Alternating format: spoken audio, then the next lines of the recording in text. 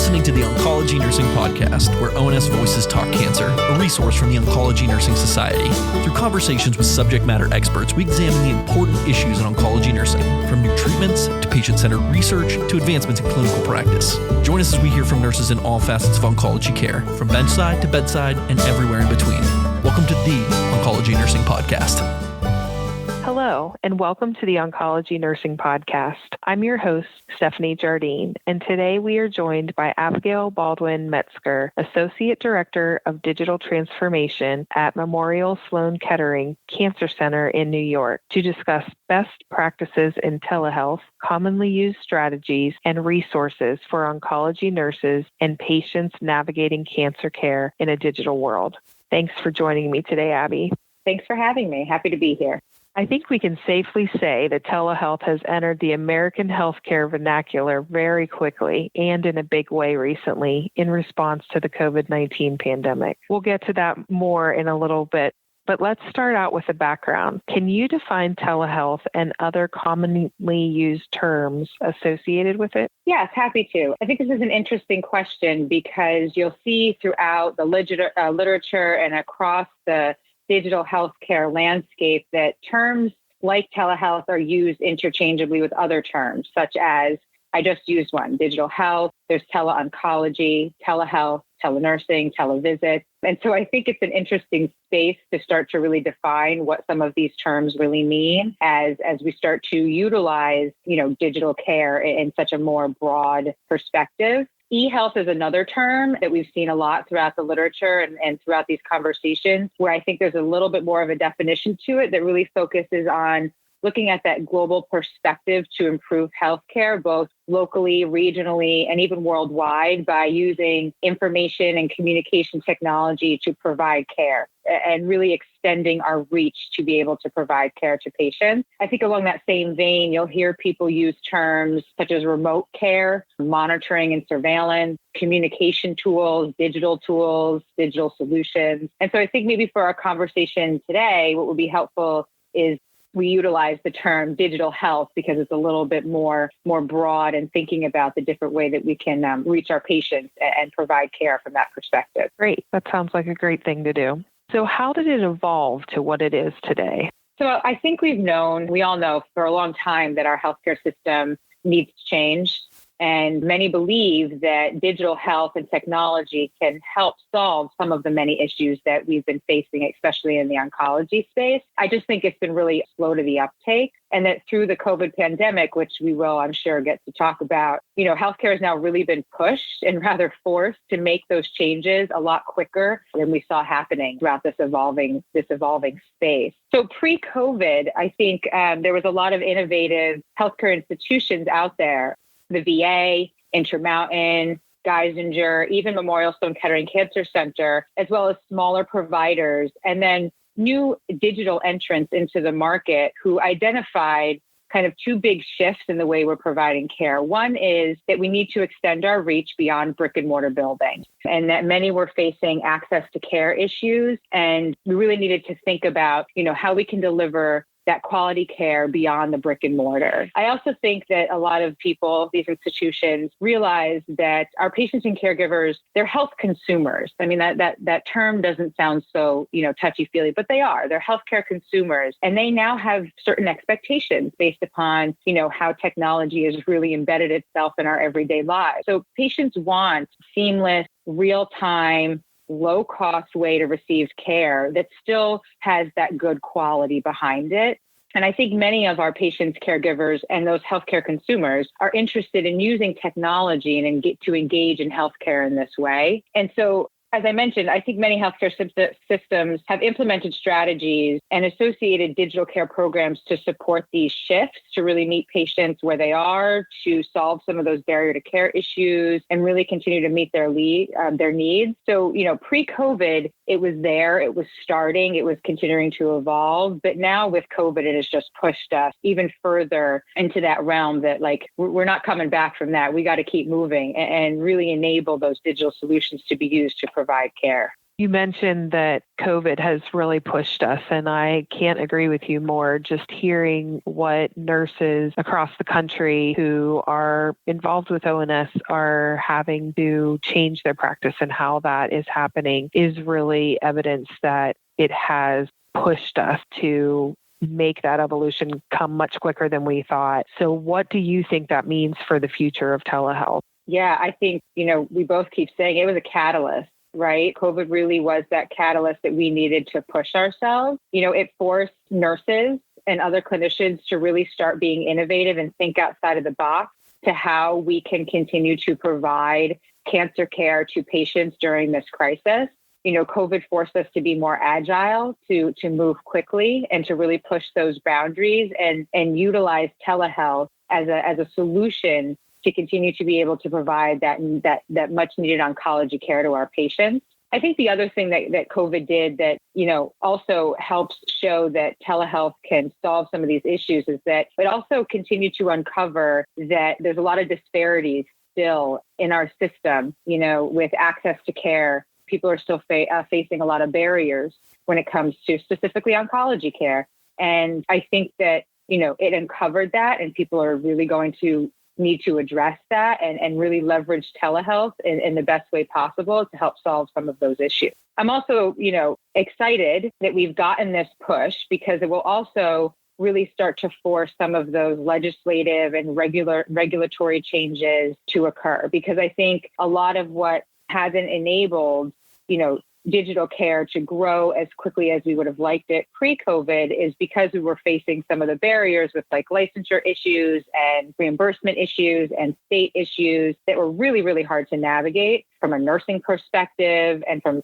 a provider perspective. And so I think, COVID also pushed those boundaries, and it'll be interesting to see where that lands as we move forward. Right. Well, you were talking about how it's really, it has pushed us. And do you think that it's appropriate for all patient encounters? Because we've had to look, outside of this and, during this time when we were all in that stay-at-home, stay-in-place mode, do you think that it's appropriate? Yeah, for every type of patient. I think we're still learning. I think with COVID, it definitely assisted us in getting care to patients during the crisis. It also enabled us, to really focus on having the acute care setting being the place for patients with COVID to be cared for, while those who just needed like routine care or could be managed at home to receive that routine care and be managed at home, utilizing, digital solutions or utilizing telehealth. I think that it helps remove those barriers and access to care issues, if it's appropriate. It extends the provider's reach, and that can mean many different things, right? And collaborating with the PCP or collaborating with another oncologist, it enables that convenience. But no, it doesn't necessarily mean that it's appropriate for every single type of patient. And I think that's something that we'll continually learn. And it'll be interesting to see what nurses can bring to the table about helping to make those decisions about who's really appropriate for this type of visit and who's not. I think as we move forward and this continues to evolve, I can envision, criteria being created that help in guiding those decisions on who's really a good fit for this and who's not. And it's really based upon the patient and caregiver needs. I also think it's important for us to continue to think outside the box and be innovative about it, because it's forcing us to. I think we were a little nervous to do that before. I can say for the institution I come from, it was harder for us to say that a large population of our patients could be done via televisit. We always said, no, we need them to come in. Well, we have to start asking the question, is that really true? Is there a way that we can provide that care remotely using telehealth so the patient doesn't have to drive, can receive that type of management while they're still home at a convenient time for them? And so the answer is I don't think that it's good, it makes sense for every single person or population, but I think that we can definitely think more about who this really is a good fit for. Perfect. So one of the other things that you mentioned recently was about some of the barriers, and those barriers being reimbursement and, just having the ability to bill for those type of encounters. So, is that changing with everything that has happened? And if it has changed, do you see it staying that way? Or was that just a short-term change due to, the COVID pandemic? I'm hopeful that it will stay. I'm hopeful that the changes will stay in place. Yeah, so pre-COVID, it was really hard to navigate when you're trying to expand a telehealth program. There's licensure issues state by state. There's regulatory requirements, variance with insurance carriers, differences between Medicaid coverage versus Medicare coverage, what the private insurance companies would cover versus not. And it's ever changing. And a lot of legislation being brought up, trying to expand coverage, break down some of these walls so people could expand their programs. I think with COVID, we didn't have a choice. We had to make changes so that we could address the crisis as best as possible. So I think those changes that we made to address the crisis are being evaluated. I think some will probably be rolled back. I'm hopeful, though, that we will enable some changes that allow for our programs to expand, that allow us to really leverage telehealth for all that it can do to really extend our reach and provide, that expert quality care to where patients are when they need it. So I'm hopeful that some of the changes will stick, where I'm sure that some will be rolled back and reevaluated based upon, the larger term view of what this all looks like. I agree with you. I do hope that what we've seen will make for permanent change, because I agree. I think that we've all had that nervousness that, surely we can't do that. We have to see everybody in person, face to face in person. And this has really kind of shown us that we definitely can do things and do it well, utilizing, technology that we have. So tell me, what are some of the benefits of telehealth for both the patients and the providers? So I think we touched on some of these as we were working through some of the other discussion. I think that it provides convenience for patients and the caregivers. The institution that I've worked at for a very long period of time is in the middle of a metropolitan city. And sometimes that can be very difficult for people to travel to because it can be expensive. So if we could, do a routine symptom assessment via telehealth with a patient and their caregiver while they're at home, because they really don't need to drive into the city. I mean, that's amazing to me. That's really serving the patient and understanding their needs and extending our reach to meet the patient where they are. So, convenience is I think, a big benefit here that we can see for patients and caregivers. Telehealth enables us to provide care in real time. Ambulatory oncology nurses have been leveraging telephone interactions for a very long period of time to assess symptoms and create a plan of care for a patient. But imagine now being able to also quickly switch to a real-time video visit with a patient so you can assess them in real time to understand what's happening with them and understanding that symptom and really creating an even more robust plan of care, whether that be, I need to see you in person, or no, you're okay, we'll talk again tomorrow. So it enables that real-time interaction. You can be more proactive. It enables us to maintain connection with patients who live in rural areas. I think telehealth, digital care really enables and breaks down some of those barrier to care issues, because again, it extends a nurse or a provider's reach to patients who might live very far away or have, transportation issues, unable to receive access to that care that they definitely need. And I think telehealth really enables us to do that. It provides a means for communication, that continuous connection with our patients and caregivers when they might need it. And it also enables us to collect the relevant patient data as we try to ensure that we're, creating plans of care that are really patient specific. So I think there's some great benefits for patients, for providers, for the longitudinal look of oncology care. I think there's a lot that we can do in this space that will help move us forward into the future. I think that one of the things that another piece of this is maybe the trust and anxiety that patients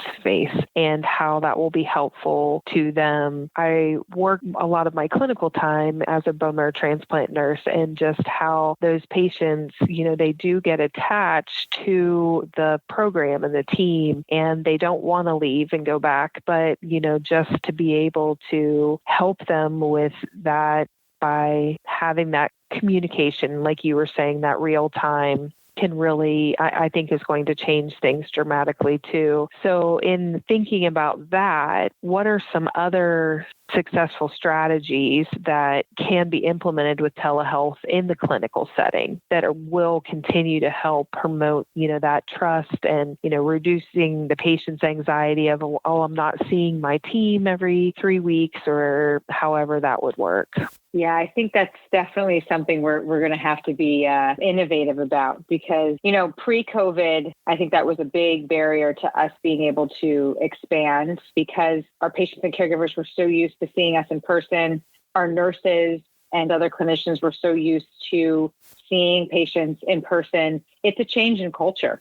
It's a big change in culture for both patients receiving care and then nurses and providers delivering care when you start to implement telehealth. And you could even say replacing some of those in-person visits with a remote visit. And so this will enable a lot of leaders, nursing leaders, to step forward and help lead this change because it'll be needed. I think this requires a lot of education to our nursing and clinical staff, but also our patients and caregivers on how this might seem different, but isn't going to change the quality and care that we provide. I think we need to ensure that we are implementing, useful, seamless workflows when we're utilizing these solutions that don't create more of a burden for a patient or a caregiver or for a clinician when they're utilizing these tools, because then that's not going to help your culture change. I've also seen that some institutions, when you're using televisits or video visits as a way to provide care, is they do pre-visits with these patients. I think that's also really helpful. It eases some anxiety for the patient and the caregiver and even the nurse on the other end or clinician on the other end, because it allows you to talk about what this visit will be like, how it will go, how you log in, how the technology works, and ensuring that patient is ready for their visit. I think that's really helpful too. And it helps, build that trust that even though we're meeting over, a televisit, that I'm still here for you, caring for you, and I'm going to support you through this new process. So we've talked about some of the benefits telehealth offers with the patients and that real-time need, response and continuing that consistency of care, especially in times such as the COVID pandemic. But what obstacles do you see that we would be facing in implementing this digital type of healthcare?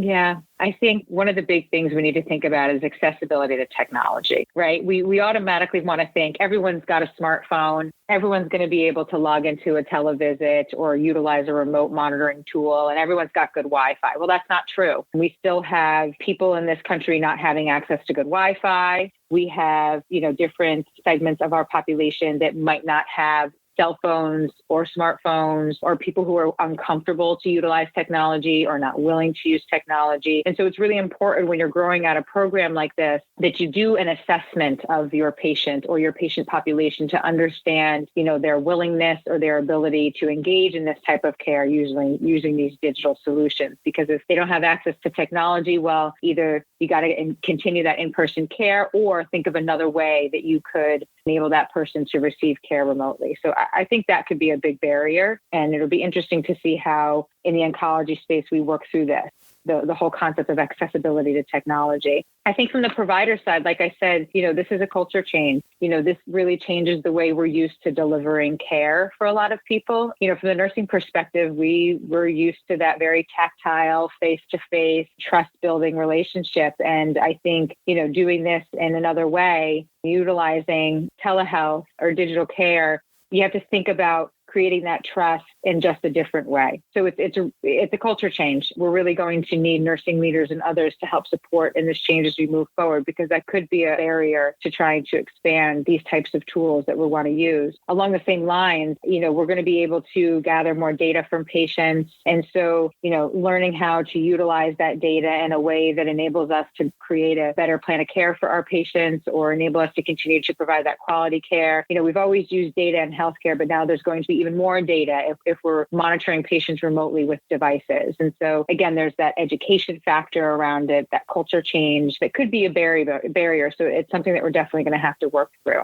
And then, back to our conversation about regulatory requirements or reimbursements, if those changes because of COVID don't stay changed per se, that we might still face some barriers when it comes to being able to really extend our reach the way we want to. So, in regards to reimbursement, licensures, differences in state requirements, those could still be barriers as we try to navigate through what that looks like with or without the changes for the better. Right. I hope with you that we we do continue to go forward with that, because I would say that it's giving us the taste of what it could be and then pulling it all back, and no, you can't have that for a while. And that would be really unfortunate, because like you said, it has also brought to light where there are disparities and, where we do have patients that are not or don't have the access, that we would like them to be able to have to get that good care. Yeah. So one of the other things that you were talking about is just, like the change in the role and how nursing leaders are going to have to step up, and just the differences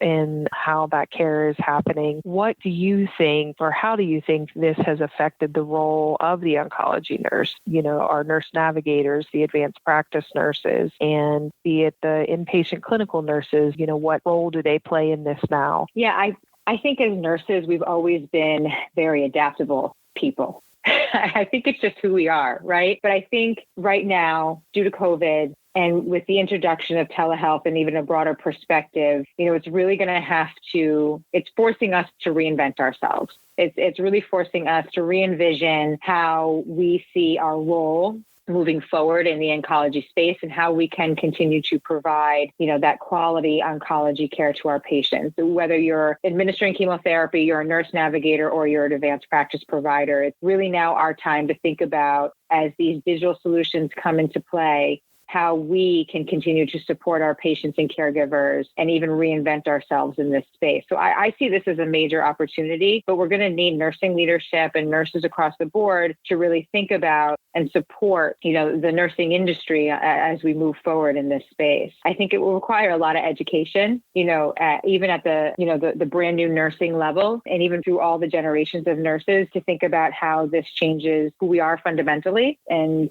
how we continue to support this change in the healthcare space. So I think it provides us a real opportunity to affect how this moves forward. But, we need those leaders to step up and support and really think about how this will change how we deliver care. I was just speaking to a few nurses at the end of the week last week, and talking about ONS Congress in Denver had a session on telephone triage in the UK, though. And, how innovative they were being there at that time, and, thinking about, how we do that. As nurses, we do that, and we have done that. And especially when you're looking at outpatient nurses who are doing those follow-up calls with patients, and also triaging the calls that are coming in. But in thinking about, at that time, maybe how a little bit more advanced they were in the program that they had over there. But now, with everything happening with COVID-19, and like you said, this pushing us, the catalyst to really push us forward into doing this, it has really springboarded all of that. And it is the perfect opportunity and the perfect time for nurses to step up and really become very innovative and utilize things that we've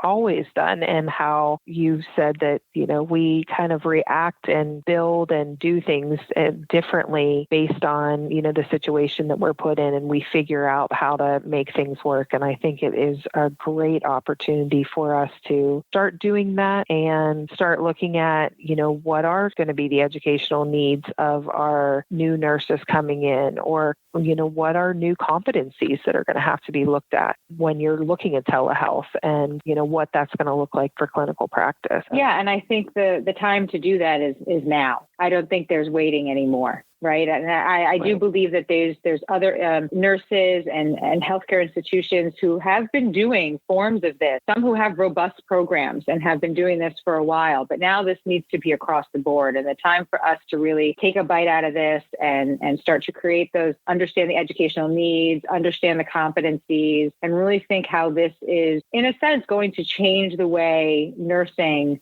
delivers oncology care. Our time to start thinking about that and really digging into that is now. This is a great opportunity for us. Right. I agree with you. So what's something about telehealth that's not often discussed, but you wish people knew more about? Telehealth etiquette. I laugh because I think that's something that we just forget about. and we've learned it now too, since a lot of us are working remotely, is that there's best practices to talking to people over, those different types of platforms. There's the nonverbal communication, there's the looking directly into the camera, there's the professional appearance, there's ensuring that you still are providing that patient and caregiver their privacy, meaning that you don't have people walking behind you when you're on that video visit, that you're in an enclosed, quiet space. You're eliminating any distractions. Like, I think people forget about those little things. Sometimes they're not little, but they forget about those things when they're on, say, a video visit or leveraging telehealth, which I think is something really interesting and definitely a space that we can dig into as this continues to evolve and move forward. Like we mentioned before, like rethinking the way we're delivering care and how we utilize these tools, the whole concept of lack of touch, we won't be touching patients, but is there another way, utilizing tools that you can listen to someone's heart or lung sounds or bowel sounds, and then understanding how to use that data to develop a plan of care. Of course, being able to ask the appropriate questions still, which might seem different now that you're not sitting right in front of the patient, but they are remote and you're trying to probe and understand their symptoms or understand what they're going through. I also think that in addition to this growing space of digital healthcare, is that this really is also an opportunity for us to continue to think about how we provide that holistic care for the patient. And so, really also thinking about all those social determinants of health issues that patients might be facing. And that is this a way for us to really connect them to community resources or other types of resources that they might need now that you might not be seeing them as often, or you only see them digitally, you're not seeing them in person. So how do you connect all those dots together in this different way that you're providing them care? Perfect. Yeah, that's really important. It's goes along with the conference call etiquette and things that, like you're saying, all of us are learning all of this stuff again, I would say, and more importantly, in new ways, since so many people are working remotely and, on the screen all the time. And how can we make sure that we are doing that and helping patients feel like they're still in that very personal visit that they used to experience with us when it was face-to-face. Mm-hmm. So what are some resources for telehealth that you can suggest for oncology nurses?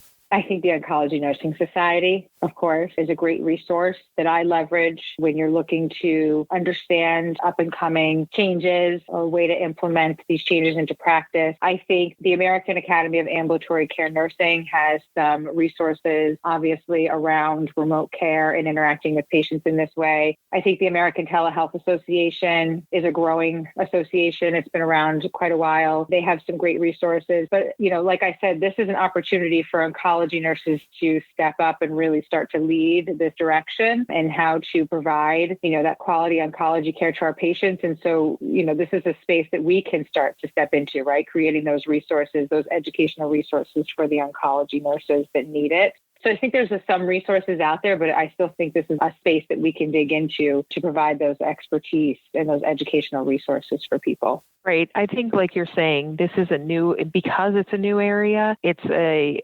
open area for new resources to be created and an opportunity for us to start doing more in that space.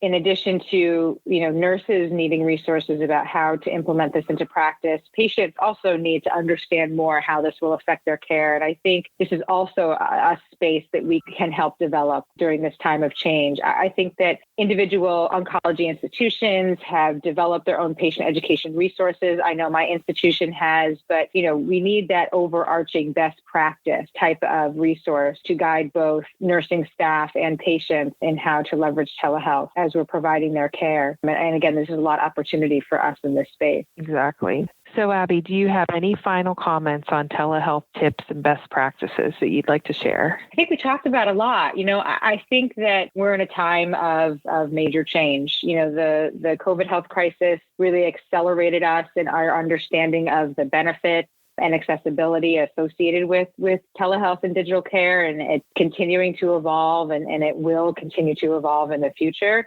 there's many technologies out there that will affect the way we deliver care. And I think as oncology nurses, we have an opportunity to influence the space and the tools that are being developed, especially in how we utilize them. I think there's still a lot to discover around nursing impact and patient and caregiver outcomes, and the long-term impact on the oncology world. And I think this creates a lot of opportunity for nurses to help lead the way, especially in conducting researches, creating best practices, and enabling us to be agile and innovative in this space. And so, I think there's a lot of opportunity for us as this moves forward. Well, thank you, Abby, for taking the time and sharing with us today your experiences and how this is changing our healthcare world and the opportunities that are becoming available and some space that we could really dive into making change for the better for oncology nurses and for the patients that we care for. Yes, thank you for having me. Thank you for listening to the Oncology Nursing Podcast. Tell us about your favorite part of this episode by leaving a review on iTunes or wherever you download your podcasts. For more resources and information about oncology nursing, visit us at ons.org or voice.ons.org.